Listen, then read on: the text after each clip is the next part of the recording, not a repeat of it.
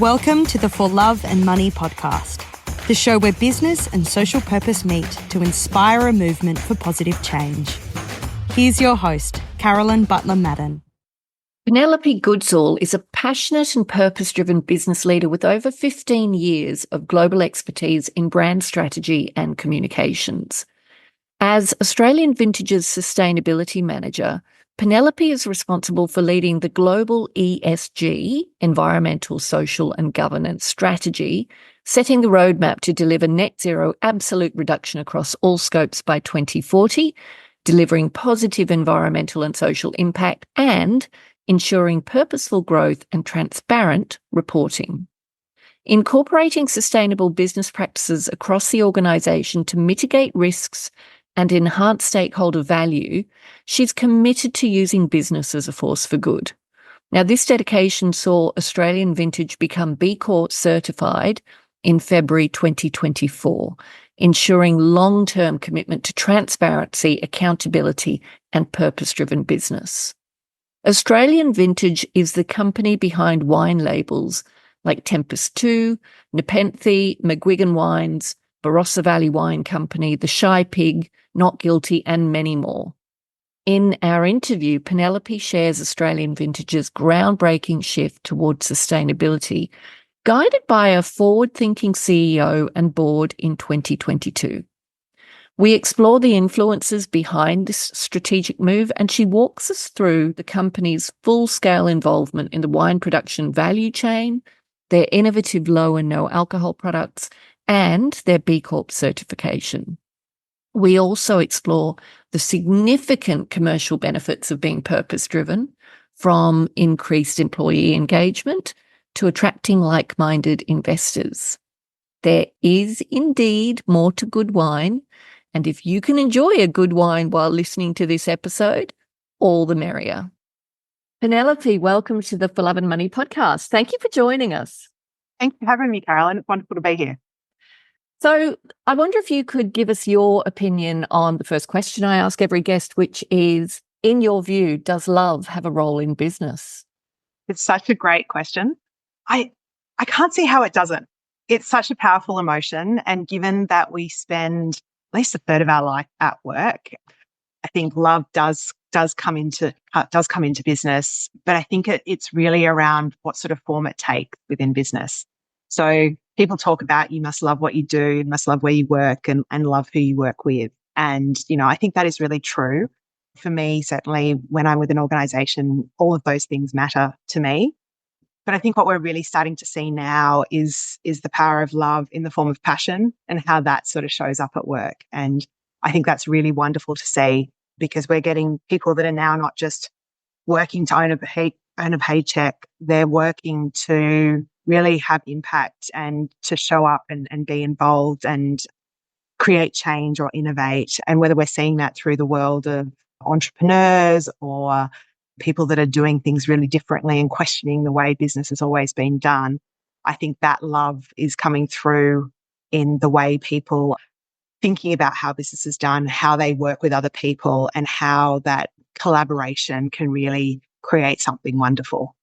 Thank you for that. And it sounds like you speak from direct experience about that passion for your work and what you do and who you work with. And I'm really looking forward to getting into the conversation about Australian Vintage and your recent B Corp certification and how that has inspired more passion within, because it's all about the energy you bring, isn't it? At the end of the day, as employees and other stakeholders, it's about, how energized you are by the mission of the organization and by your role and what you're contributing to. Absolutely. I couldn't agree more. I think, passion is contagious. So if someone shows up and they're really passionate, people will be inspired by that person. They'll want to listen to that person. They'll want to follow that person.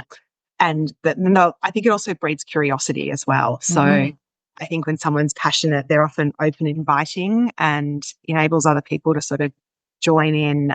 And it has this wonderful way of igniting conversation and collaboration. And so I think, there's a lot to be said for passion and how how that can empower the individual, but also create collective change within an organization. And love it, love it, love it. Passion, collaboration, curiosity. These are going to be juicy themes today. I just absolutely know it. So tell us a bit about Penelope. Give us your background story. Just, what are the key moments in your life that you think have brought you here to what you are doing today with Australian Vintage? Golly, it's been a bit of a random winding road. I'm originally from Sydney.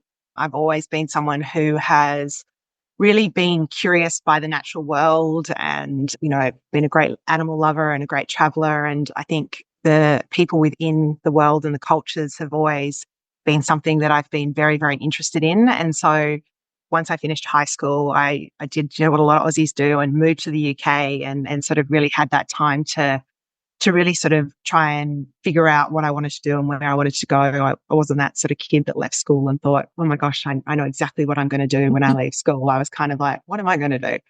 And I think having that opportunity was amazing because I got to see the world and meet a whole bunch of people outside of my little bubble. And I sort of found my way into the wine world through working in gorgeous restaurants and, traveling to France and things like that, which was great. And then came back to South Australia to study and found obviously being in South Australia, wine's a big part of the culture and the industry down there, and really sort of spent a lot of time in, the branding side of wine, did some time in sales, communications before my career sort of took me overseas and I ended up in the US and spent a lot of time over there promoting Australian wine, working with government and media and a lot of our producers around, the merits of Australia wine. And it was over there that I actually really sort of ignited the sustainability side. I was working with an organization called Lumber at the time, and we was the first Australian to win a very notable global sustainability award over there for the work that we were doing.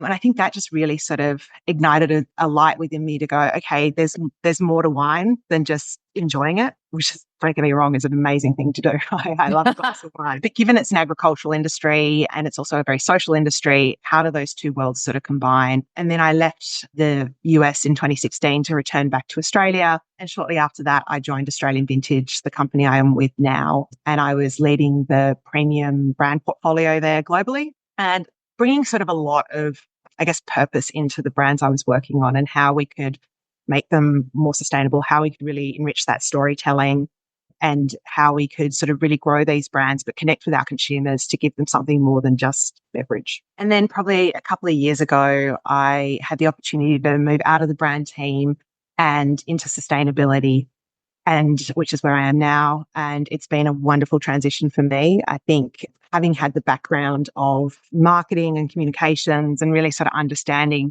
those consumer insights and having that global viewpoint, it's been really good to sort of bring that passion that I sort of spoke about from my own personal side. And then also sort of how we sort of bring that into the hearts and minds of consumers, our customers, and also our other stakeholders. So yeah, that's how I am where I am now. That's a rollicking journey around the world. I love that. And I'm curious, so when you were in the US, and I remember Yalumba, that's a good old iconic wine. You talked about coming back to Australia and leading the brand portfolio and starting to think about sustainability around that time.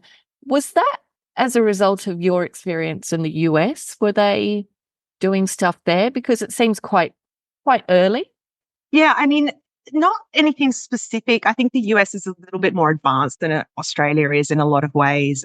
Things like the B Corp movement are definitely very much there. You're seeing a lot of innovation in packaging, the way consumers are spoken to about sustainability, and even sort of organizations like Whole Foods and things like that are only stocking, other brands, I should say, that, either purpose-led brands or organic or, being a bit more responsible, and the consumer actively seeking out and willing to pay more money for those to shop in a place like Whole Foods effectively. Yeah. So I think that an awareness was building, but it probably wasn't a specific thing that I was like, okay, I'm going to come back to Australia and really target in on sustainability. I think it was a good few years. It was probably another sort of 4 or so years before I had the opportunity to really sort of focus in on that.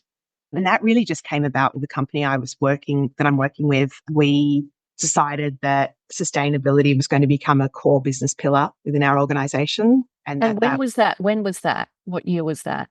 This was a couple of years ago. So probably around 2022, I'd say, about that time. And that was really driven by our CEO and board. They'd seen the opportunity that sustainability was presenting and the requirement that was coming down the line, whether it was regulatory or our investors were interested in it.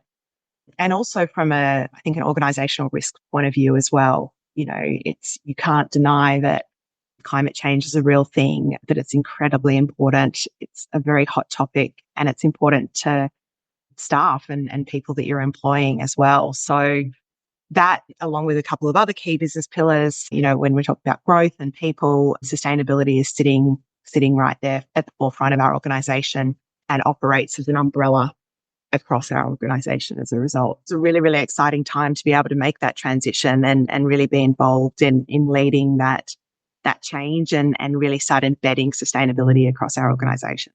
And how wonderful that it started with the CEO and board and, that their decision rather than you or someone else having to actually make that case, which a lot of people are doing. There are a lot of purpose champions in organizations who are trying to figure out a way to make change happen. But to have that immediately at a leadership level is amazing. Absolutely amazing. Yeah, really, really amazing and very forward thinking of our leadership. It does make it a lot easier if you've got that buy-in from the top. It makes, implementing it and sort of embedding it throughout the organization so much easier. So before we get into the B Corp story of Australian Vintage, can you just give our listeners a view of who Australian Vintage is? What are the brands that they'd recognise? Yeah.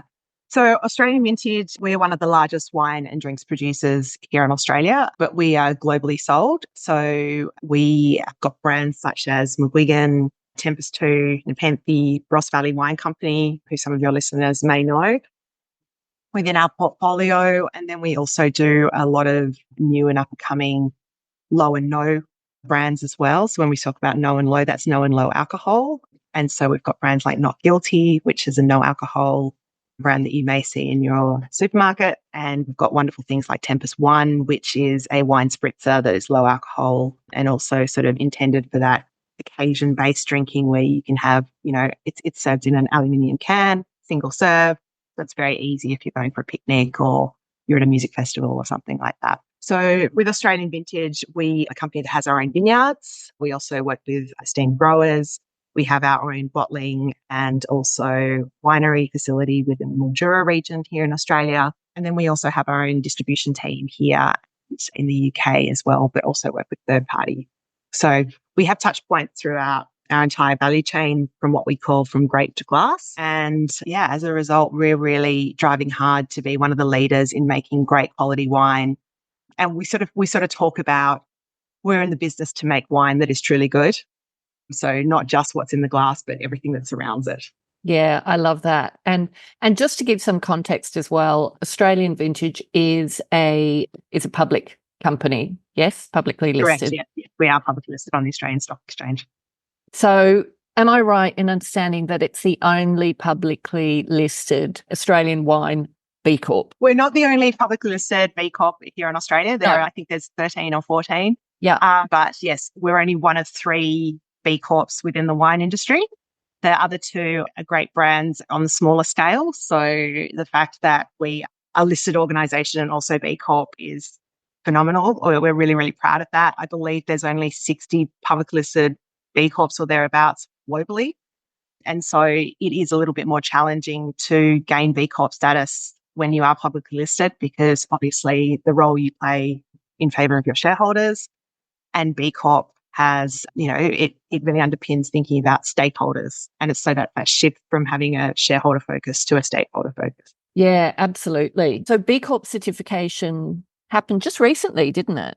Yes, we certified in February of this year. That's amazing. And just to give a little bit more context, because I'm really excited for people. There are a lot of small micro B Corps. What is the size of Australian Vintage? Like in terms of number of employees, for example? We have just shy of 500 employees globally. Okay. So fairly significant. Yeah, brilliant. Yeah. And I'm trying to set the scene here because B Corp, mine is a micro business and the cause effect is B Corp certified. And I know how hard it was for a tiny little business like mine to do it. So to do it for, companies, it's hard enough for small companies. So for companies of your size, it is a real feat to be able to do it. And I think it's something you should be really proud of. So what I'd love you to share is actually just, first of all, what is Australian Vintage's purpose? Oh, well, when we sort of talk about our purpose is we really referring to, I guess, we talk about making the world a smaller place through sharing good times. Wine at the end of the day is really, it's an enjoyment product. It's an engaged, it creates memories. It's a way of sharing a moment or celebrating an occasion.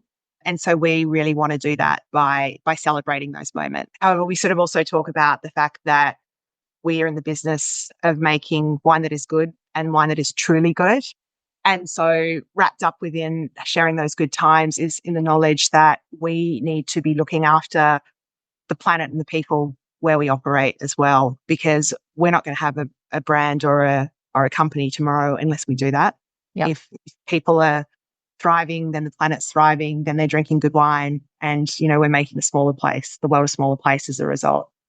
Yep. So those sort of things all hold hands with each other. We've always said that we put the consumer at the heart of everything we do. So we're really sort of thinking about what our stakeholder base is looking for, like how do they want to consume our products, ensuring that we're giving them an opportunity to have great quality beverage. And, at the end of the day, people want to be spending their money on something that they feel is really good quality. And because there's thousands of wines that they could be purchasing out there, why choose ours?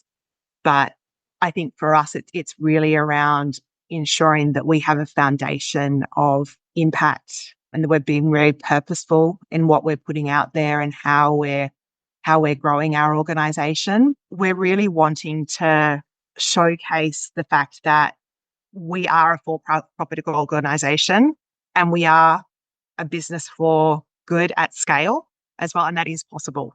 So we can consider our shareholders and ensure that we're providing a positive return to them, but at the same time, we're looking after our vineyards to ensure that we're leaving them in a better place than they were yesterday.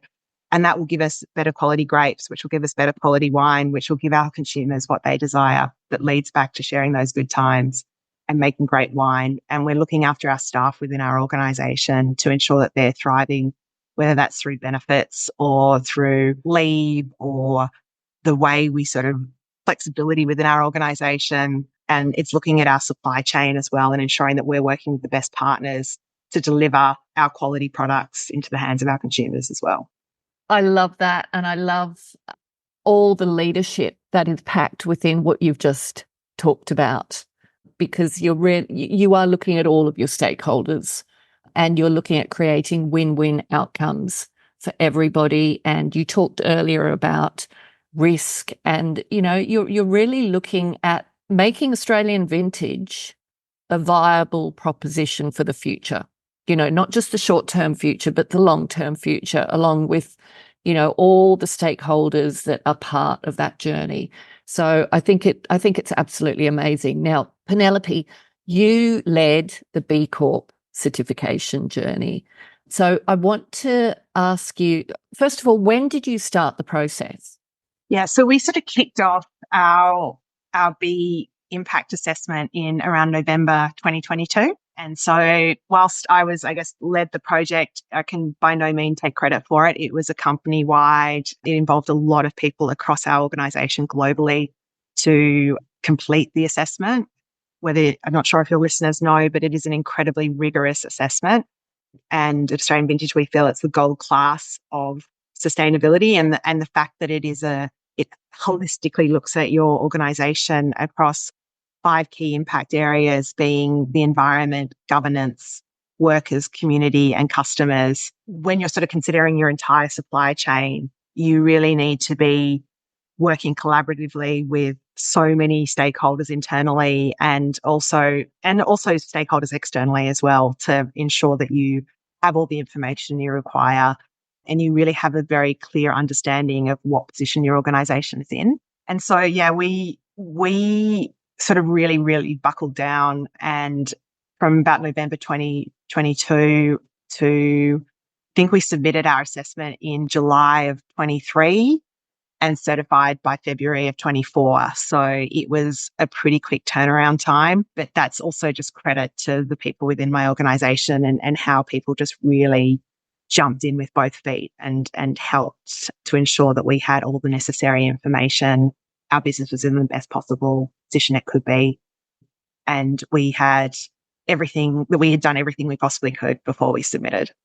And I'm going to ask you about some of the key features, if you like, that, made up the certification score, the things that you're doing. But before I do, I want to ask you about the process. And, you've talked about how it was the whole company globally and people from all over the company and external stakeholders as well. But that process of collaboration on the certification project, how did you find it personally? And how did you find, did it have an effect on the business in a team sense? Yeah, I think it did. I think, it was something that we spoke loudly and proudly about. The process really came back to getting that initial buy-in from our board and executive team. They were very much a part of it. We needed their involvement from the start to give us the go-ahead, because B Corp does require a constitutional change if you are successful. And so once that was in place, we then actually put together an internal sustainability committee that helped us with sort of an initial fact-finding exercise. And they were passionate champions from across our organization that gave their time outside of their day jobs to really help us to understand those initial gaps that we may have, where we need to close, what are the opportunities, what's low-hanging fruit versus what is the long term that we need to look at. And so I think for us, the process was very much this is something we're going after. Our CEO had spoken to the market and our investors about it, so they knew that we were looking at this. We weren't shying away from the fact that we were chasing B Corp certification. So we really went hard on it, and we were like, okay, if we're going to do this, let's look at what we've got. Where's our foundation and where we need to improve. I think the wonderful thing that during that process was that our organization was in a really great place. It wasn't like we had to dramatically change a lot of what we were already doing. And I think for a publicly listed organization of our size, and the fact that we were formed being a traditional business as opposed to forming using the B Corp framework, that's something to be really, really proud of. And I think that's something that, from our leadership to the heads of department to our individual team members that are coming in now and asking, could we look at it this way and that, it just sort of shows that our business is really open to change and improvement, which is really exciting, because that's effectively what B Corp's all about, right? It's that continual improvement and looking to say, this is where we are, but we're not, BAU, that's not set and forget. We want to keep improving, and we will find the path in order to do that. So it was a process that was intense and involved a lot of people and a lot of questions, but it was super collaborative. I don't think there was anybody within the organization that was like, I don't have time for this. I think everyone saw the benefit. Everyone felt collective pride in when we were successful. And I think it really sort of sets an intention for Australian Vintage that we are serious about our impact and what we can do. And we're really looking at it from a long-term view. We're not just looking at it for today. Can I just say, I've got goosebumps as your speaker, seriously, because, the fact that you said that your organisation was in a great place before this process. So many things that we do are driven by pain, the need to move. I no longer want to be in this position, whatever that position is, so I need to do something in order to change it. It goes back to love, doesn't it? Love of people and planet. Because this was not driven by pain. this was driven by a number of things, but ultimately a desire to be a better business. Absolutely. Yeah. A better business and how we show up for all our stakeholders. How do we be better for our staff? How do we be better for our customers, our consumers, our suppliers, our investors? We're really looking at that because we see value in that. We can create stakeholder value by simply looking at how we operate. We're a for-profit business. That's not going to change. We're a growth-driven business. But if we can do that with a view of purpose and impact, so we are being better today for more profitable and future-proofing tomorrow, then that's a good thing. Absolutely. And being a for-profit business as well is that's not a bad thing. That's what, allows employment, investment, and the ability to scale the good impact that you're having as well. So yeah, I love that. And we started this chat with you talking about passion, collaboration, and curiosity. And I felt those themes just pop through as you were talking about, going through this process with the people, because it was all about collaboration. You spoke about how people were doing this outside of their work hours, which that takes passion, right?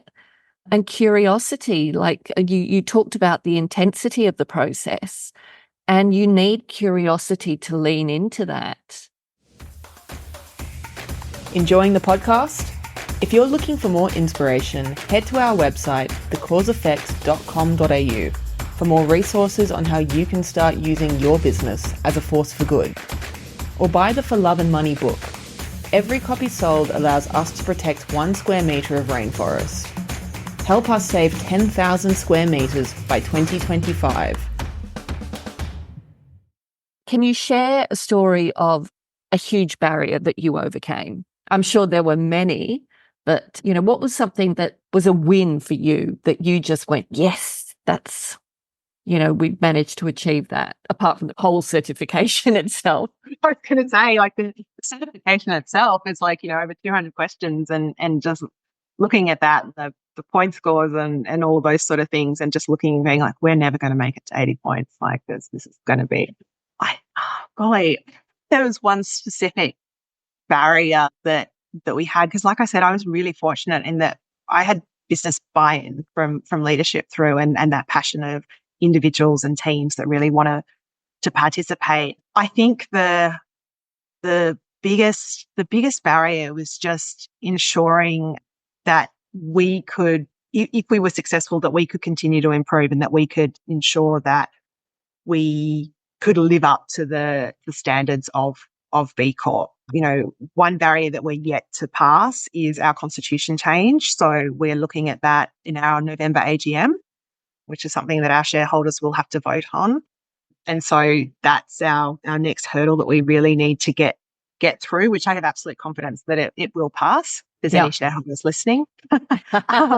And that is about mission lock, is it? The constitution change. That's correct. Yeah. So that's effectively embedding the consideration of all stakeholders into our constitution.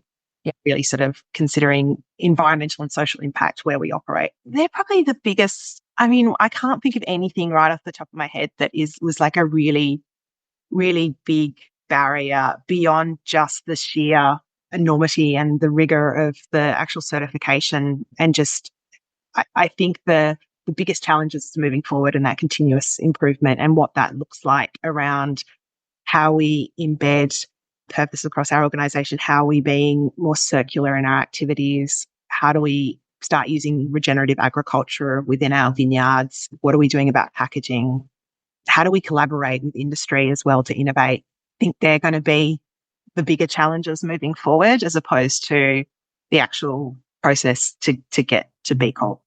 Yeah, let's revel in the moment of getting to B Corp for a moment, getting that certification for a moment. And can you put a little bit of flesh on in terms of, what you are doing? What are some of the things you are doing that have enabled you to earn that B Corp certification? I think for us, one of the things we're very proud of is our Sustainable Wine Growing Australia certification. We took it with everything we do. We take the view that we need to get our house in order first before we ask any of our partners to participate. And so for us, Sustainable Wine Growing Australia is probably the gold standard of sustainable viticulture and viniculture. It is a third-party certification, and it is something that we had the goal of getting all our owned and leased sites certified by the end of last year, which we were successful in. But by vintage of this year, which is around the February period, we had a goal of about 50% of our growers, our third-party growers, to also be certified.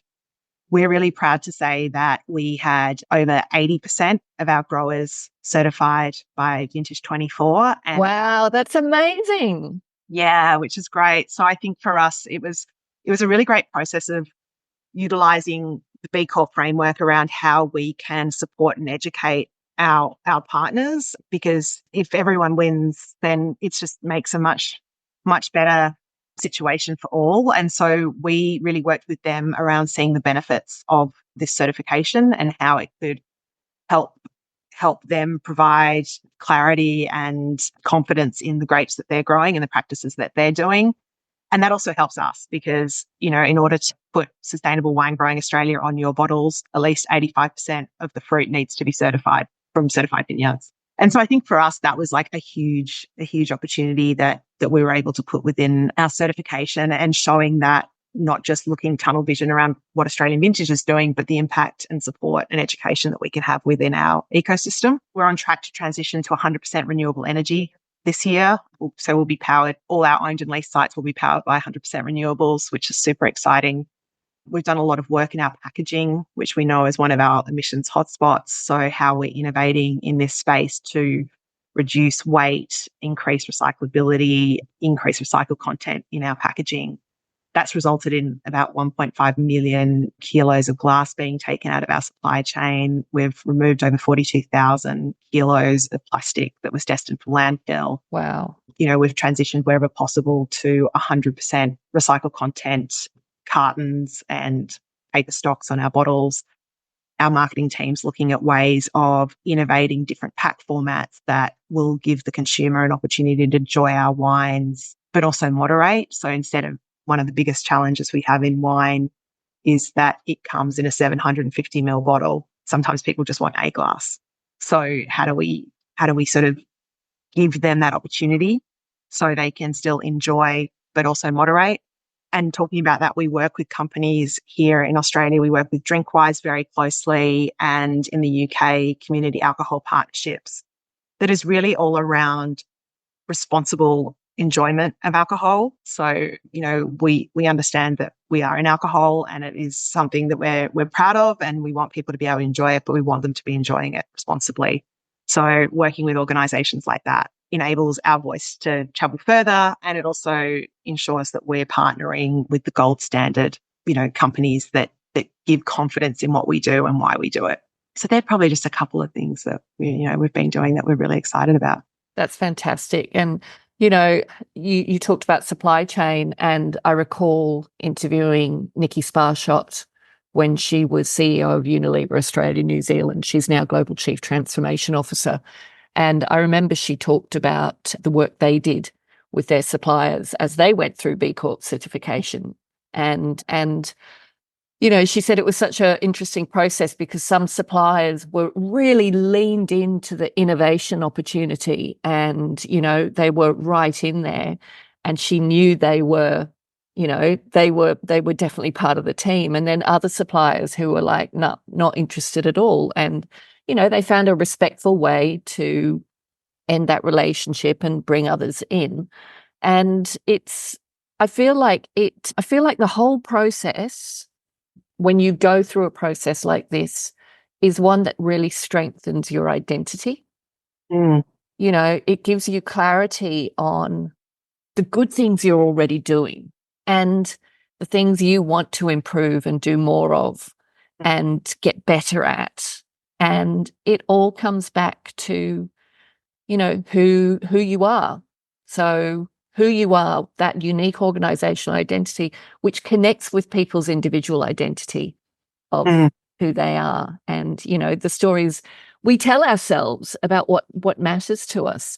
And that applies to suppliers as well. So I wanted to pick that bit up and ask you, Did you find that sense of identity becoming clearer as you went through that process?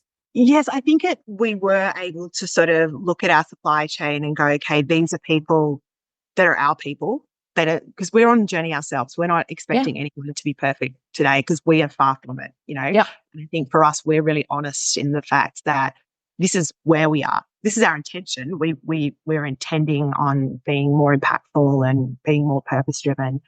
And we've found by having those really open and collaborative conversations that provides a forum where you can invite people in and understand what their position is and what their aspirations are as well. And because for us, we have a net zero 2040 goal, and that's across all three scopes.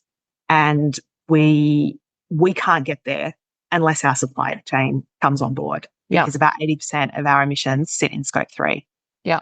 And so our scope 1 and 2 is their scope 3 and vice versa. So ensuring that we're working with a really collaborative, ethical and responsible supply chain into the future is going to be really crucial for us. So we're at the start of that. And much like what I was saying around our Sustainable Wine Growing Australia process, we want to make sure that we've got our house in order before we're asking other people.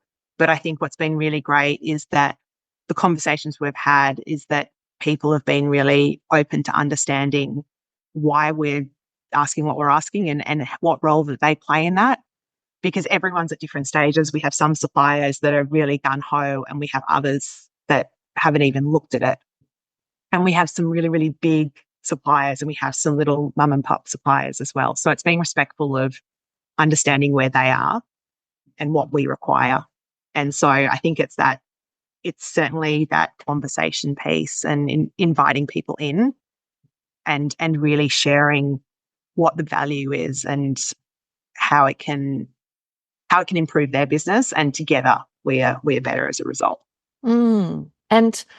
And it seems to me that, like, I get it, you're not looking for perfection from your suppliers. It's more, who is willing to come on this journey with us, this journey of improvement and innovation. And for me, one of the things that it suggests to me is it also moves the supplier relationship from, I'm not talking about Australian vintage specifically, but generally from one that's more transactional to one that's more relational. Absolutely. Like, we're in it together. I think you said we're in it together. And it's like, how do we work together to make this happen? And that can only strengthen your relationships. And, that can only be a good thing. I 100% agree. And I sort of feel like that's a real positive around how business is sort of transitioning now. It rather than, as you say, transactional relationship, how can you form a lasting relationship that looks to the future and you grow and develop and change and innovate together? And that's what we're really sort of looking for is having a tight group network of suppliers that we can really do that with. We're not big enough. We're not a Coca-Cola or anything like that can really have, huge transformation and innovation but we're wanting to participate. So we do still have a role within that and we are still a company of scale. So having those conversations, understanding what's available to us and how we can collaborate with suppliers or how we can collaborate with other industry partners is how we sort of see our role as a certified B Corp and also as a company that chooses to be impactful, being a force for good. And a company that chooses to be impactful. And yeah, that is there is so much inspiration to be gained from what you guys are doing. And I love that it's a story of improvement and it's a story of innovation and collaboration and curiosity and come and join us and let's do this together. And it's a story of the future as well, story of us into the future, which is amazing. So we talked a little bit about the for-profit side, but this is the For Love and Money podcast. So I wanted to get your thoughts on the balance of profit and purpose, bringing the money side into the equation, because you are a significantly sized company, you're global, you do have a responsibility to your shareholders and you need to be profitable to achieve what you want to achieve. So how would you balance out the profit-purpose relationship? Yeah. I mean, I like to think they really hold hands with each other. I think a purpose lens can really increase stakeholder value and decrease organizational risk. It's not always that black and white though. We are a for-profit organization, and I think sometimes people think purpose or sustainability just costs money. There's no upside to it. So I think when we look at things that purpose-driven and impact-driven, it's really around what's the commercial benefit of that. And we've already realized a lot of that, with our just looking at packaging, for example, that really started as a commercial benefit. Like if we could look at our packaging to decrease the amount of options that we had, that resulted in decreasing in weight, decreasing in emissions, and removing 1.5 kilos of glass weight out of our supply chain. So that had a positive that we weren't having to manage so many different types of stock. 1.5 million kilos. I think you forgot the million in that. Oh, apologies. 1.5 million kilos. My apologies. Yeah. 1.5 kilos. So we saw some real commercial benefits there. And so I think for the way we look at purpose is, okay, it's almost like what's the risk of inaction as well. So if we don't look at that, there's like huge regulations and compliance that is coming down the line, that is going to be unavoidable. So, companies need to ready themselves now. You can't stick your head in the sand. So there's that. We know that climate change is a huge issue. We know that consumers and staff are looking for companies that are purpose-driven and that are impact-driven. So if you're not actively looking at this, you're missing out and you're potentially leaving yourself open for problems further down the track. So when we look at purpose, we're really proud about where we stand. We talk about across our employee value proposition, our ESG position. So when people are looking at coming and working with our organisation, that they know that they're working with an organisation that is certified B Corp, that we looking at it after our staff with benefits, whether it's paternity leave or birthday leave. We've now put in paid volunteer leave as well, so our staff can go and have positive impact in the communities where they live. Those sort of things, I think, creates a workplace where people are proud to show up and proud to work harder. And therefore, that makes you much more profitable. You're not turning over staff. You're not having people just clocking in and clocking out. They're passionate about being there. And then, as well, we know people are looking to invest in organizations that are much more purpose-driven. So by us looking at how we can be more impactful and purpose-driven, that also attracts a different investor set too. So there's all these positive points that you can gain from being purpose-driven.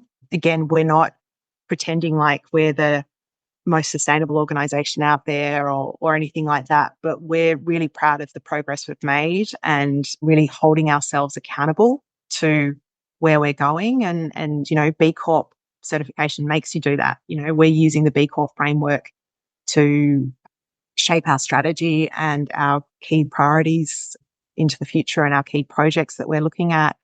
Our net zero 2040 goal, really looks at how we're going to be decreasing our emissions across our value chain, but also ensure that we're creating an environment for people to thrive, where the communities where we operate, both internally and externally.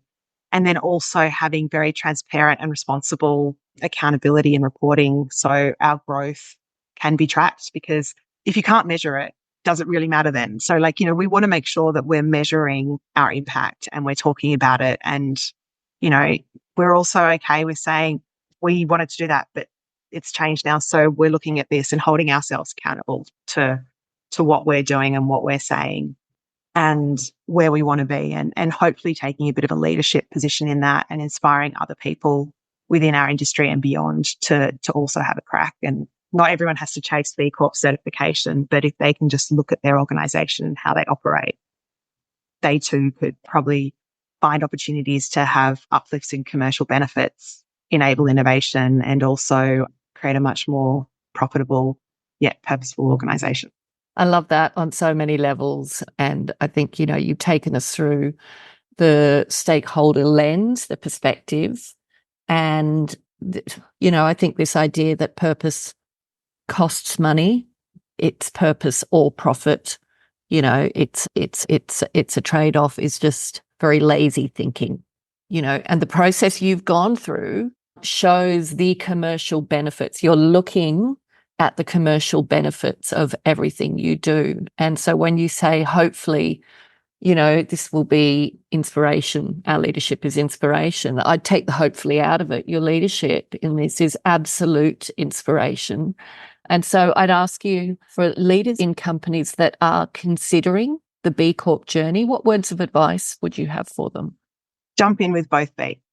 Just have a crack. I think the worst that can happen is that you have a really clear understanding of where your baseline is, and you'll hopefully be inspired by the growth and the opportunities that you can see.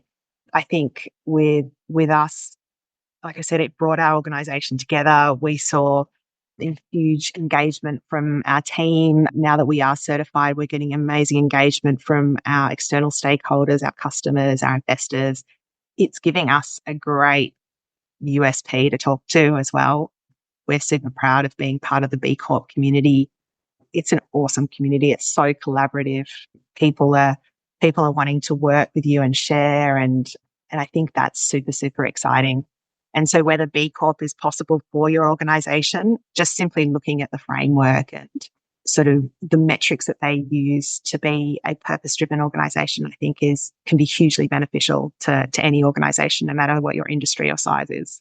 Yeah, brilliant. And I'll include a link to B Corp Australia and New Zealand in the show notes. And I also encourage anyone who isn't a B Corp and is interested to come along to one of the events. They're open, not just to B Corps. It's very inclusive, and come and learn a little bit about it. Penelope, it has been an absolute pleasure to speak with you and to learn about this journey and to learn about what Australian Vintage are doing and to learn about your leadership in this space, because it is absolutely leadership. And yeah, I'm really excited to get this episode out and live so people can be inspired by it. I'm going to ask you to close out the show with your dream, Penelope's dream.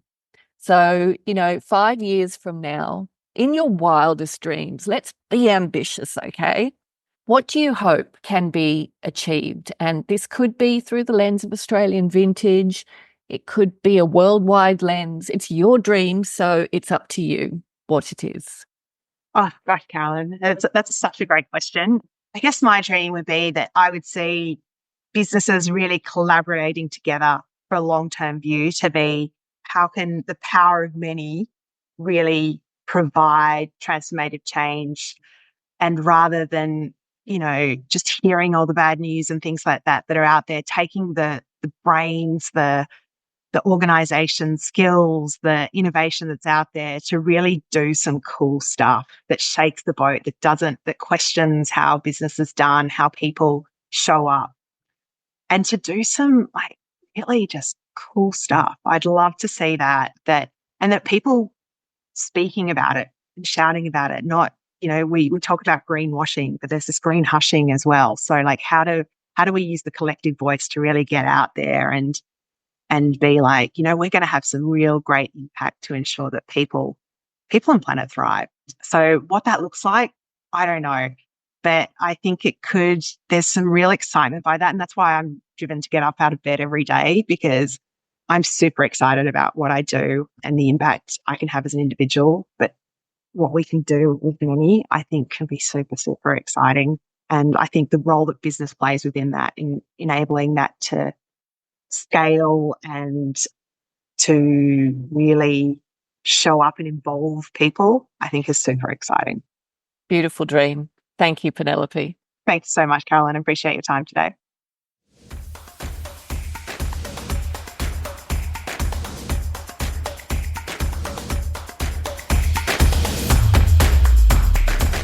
Thanks for listening to this episode of the For Love and Money podcast.